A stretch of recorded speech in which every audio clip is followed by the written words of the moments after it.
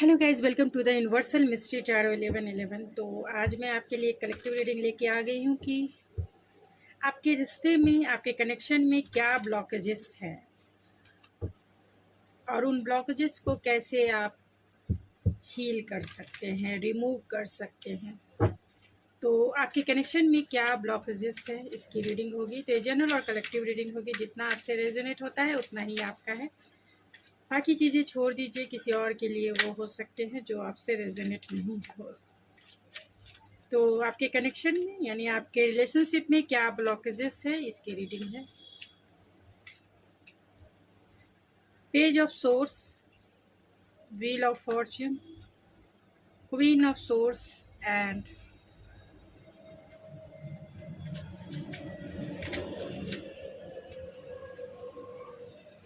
The hierophant,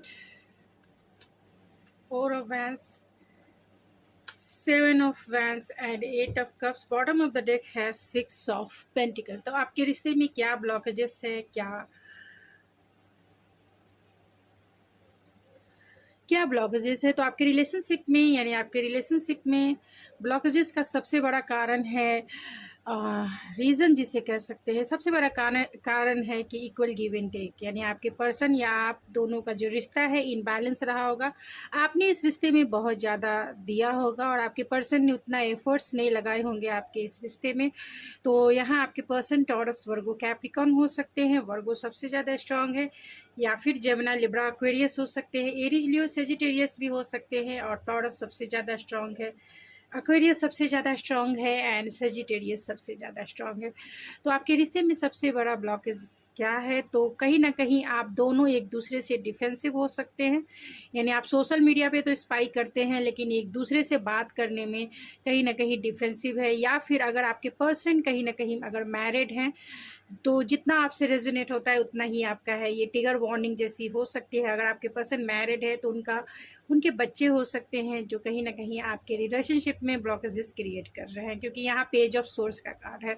तो ये कहीं ना कभी और यहाँ हेरोफेंट का भी कार्ड है, फोर ऑफ वैंस का भी कार्ड है। इसलिए मैंने ये बात बोली है कि अगर आपके पर्सन मैरिड हैं तो, अगर नहीं मैरिड है तो आप दोनों एक दूसरे के लिए डिफेंसिव हैं।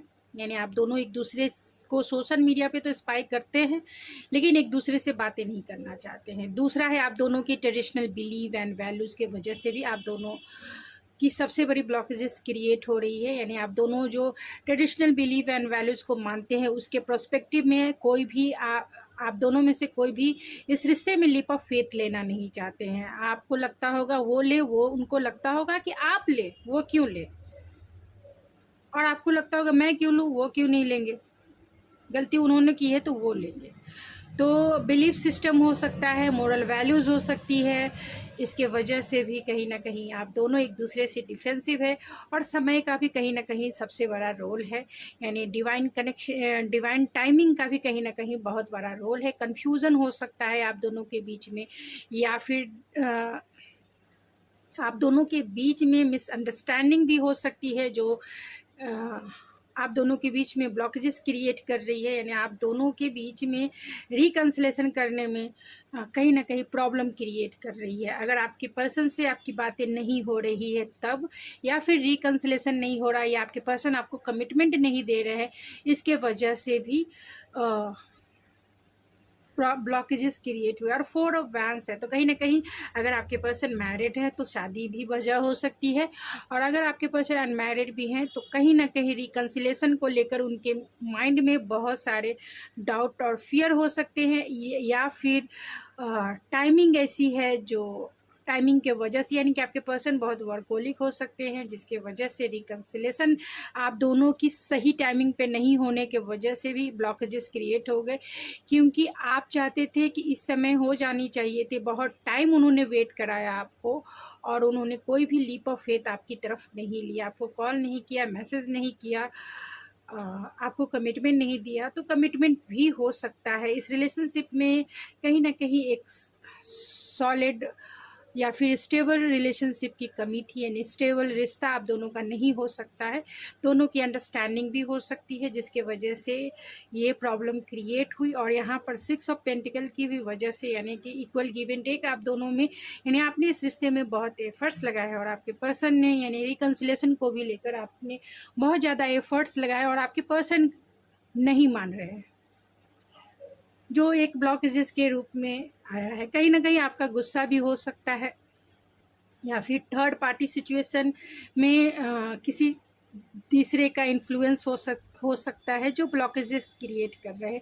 आप दोनों का कट टू कट बात करना भी हो सकता है, यानी ब्लंट बात करना, एक दूसरे की फीलिंग्स को ना समझना भी हो सकता है ब्लॉकेजेस के रूप में, या फिर क्लियर कॉन्वर्सेशन नहीं करना भी हो सकता है, या फिर आपने डायरेक्ट इनसे जो आपको चाहिए आपने डायरेक्ट नहीं बोला हो, ये भी ब्लॉकेजेस के रूप में हो सकता है। या फिर आपका गुस्सा भी हो सकता है। अगर आप मेरे फीमेल व्यूवर्स हैं तो आपका गुस्सा भी हो सकता है कि सबसे बड़ा ब्लॉकेजेस है, क्योंकि वो कहीं ना कहीं आपसे डरते भी हैं, डिफेंसिव हैं, क्योंकि यहाँ क्वीन ऑफ सोर्स के ही नीचे 7 ऑफ वैंड्स आया है। तो उनका डिफेंसिवनेस, यानी आपकी एनर्जी से डिफेंसिव रहना, आपसे क्लियर कॉन्वर्सेशन नहीं करना, आपसे बातें नहीं करना, इस रिश्ते को स्टेबल कनेक्शन में नहीं बांधना, ये भी सबसे बड़ा ब्लॉकेजेस है। ओवर थिंकिंग हो सकती है आप दोनों की।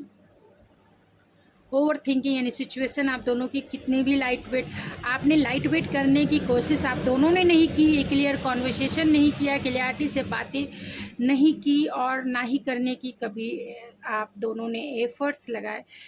तो बहुत ज़्यादा नेगेटिव थॉट्स के वजह से भी, यानी ओवर थिंकिंग के वजह से भी कहीं ना कहीं ये सबसे बड़ा ब्लॉकेजेस क्रिएट हुआ।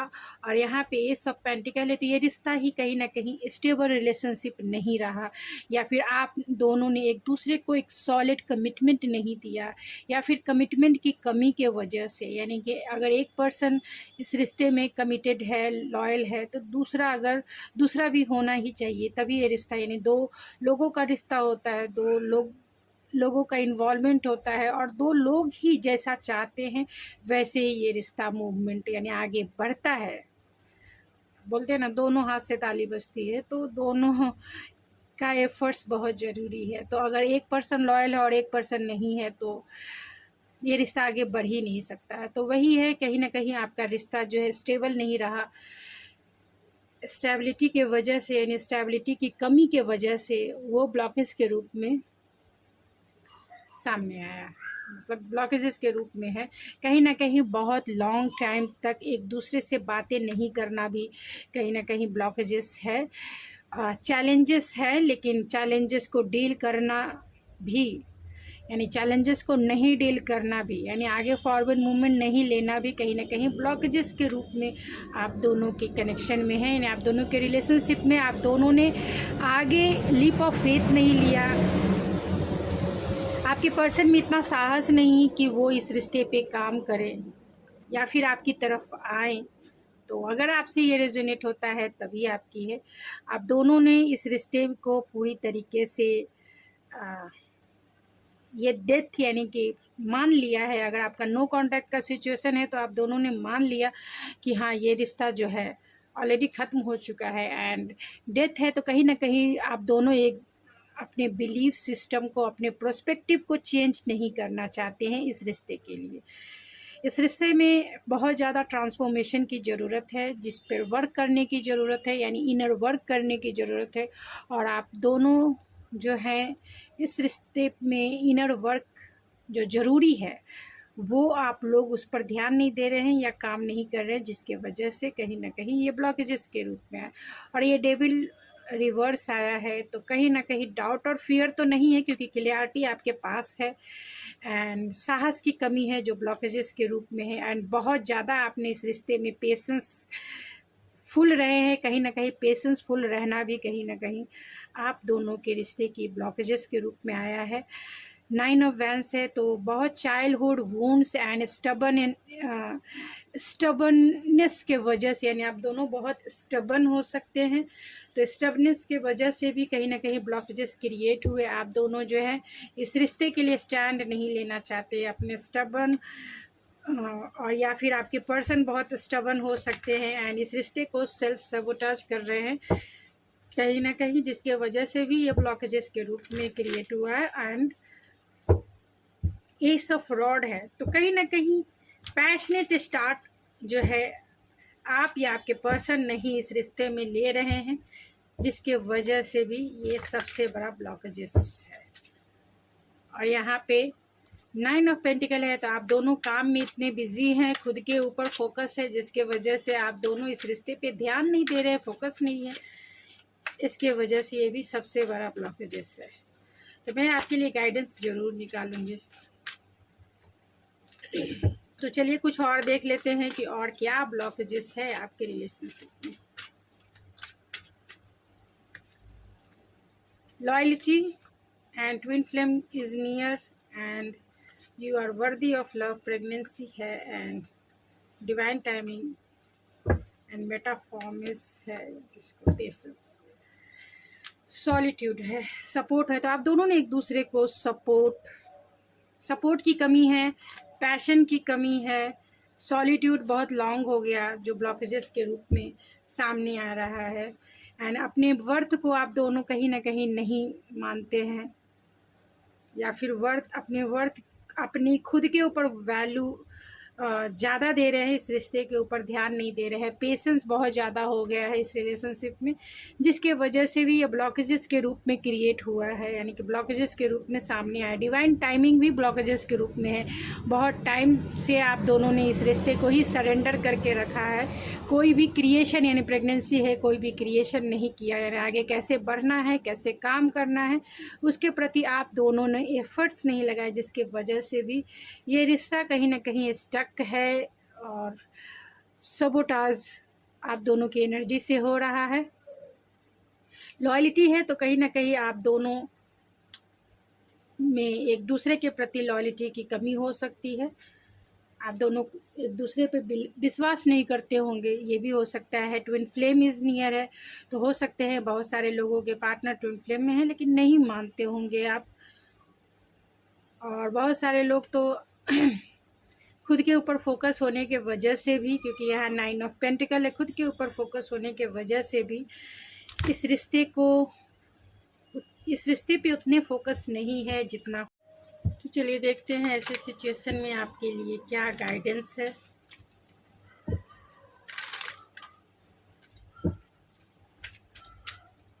ऐसे सिचुएशन में डिवाइन की तरफ से क्या गाइडेंस है। सरेंडर टू साइलेंट है एंड सरेंडर टू प्रेयर है। तो डिवाइन की तरफ से आपके लिए यही गाइडेंस है कि आप थोड़े से मेडिटेशन करें और अपने लेट गो कीजिए सारी सिचुएशन को, जो भी आपकी तरफ से जो भी सिचुएशन आप दोनों के रिलेशनशिप में है, तो सरेंडर करें और साइलेंट रहें, मेडिटेशन करें। साइलेंट का मतलब है हीलिंग करें, खुद की हीलिंग करें, खुद की हार्ट की हीलिंग करें और प्रेयर करें। प्रेयर अपने हार्ट के लिए करें, यूनिवर्स से करें कि वो आपको सपोर्ट करे और आपकी जो भी ब्लॉकेजेस है इस रिलेशनशिप को लेकर या फिर आपके हार्ट को लेकर, आपके हार्ट को फर्स्ट हील करे। जैसे जैसे आप हील होंगे वैसे वैसे आपका रिलेशनशिप भी कहीं ना कहीं हीलिंग होगा, यानी हील होगा।